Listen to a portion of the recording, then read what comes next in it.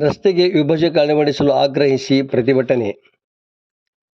Lakshmeshwar bus ನಿಲ್ದಾಣದ ಎದುರಿನಿಂದ ಹಾಯ್ದು ಹೋಗಿರುವ ರಾಜ್ಯ ಹೆದ್ದಾರಿ ಕೈಗಾ-ಇಳಕಲ್ ರಸ್ತೆಗೆ ಅಂಚೆ ಕಚೇರಿಯಿಂದ ಸಿಗ್ಲಿ ಕ್ರಾಸ್ವರೆಗೆ ರಸ್ತೆ ವಿಭಜಕ ನಿರ್ಮಿಸಿಲ್ಲ. ಇದರಿಂದಾಗಿ ಇಲ್ಲಿ ಪ್ರತಿದಿನ ಅಪಘಾತಗಳು ಸಂಭವಿಸುತ್ತಿವೆ. ಹಾಗಾಗಿ ಶೀಘ್ರವೇ ರಸ್ತೆ ವಿಭಜಕ ಅಳವಡಿಸಿ ಎಂದು ಆಗ್ರಹಿಸಿ ಕರ್ನಾಟಕ ರಕ್ಷಣಾ ವೇದಿಕೆ ಸ್ವಾಭಿಮಾನಿ ಸೇನೆ ಕಾರ್ಯಕರ್ತರು ರಸ್ತೆ ತಡೆ ನಡೆಸಿ ಕೆಲಹೊತ್ತು ಪ್ರತಿಭಟನೆ ನಡೆಸಿದ ಘಟನೆ ಶುಕ್ರವಾರ ಜರುಗಿತು.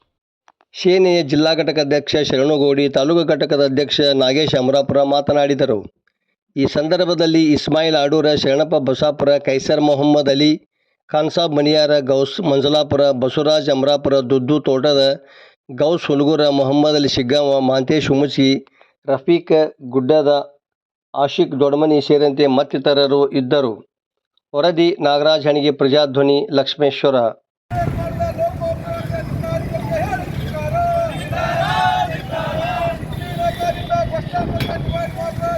ಧಿಕ್ಕಾರ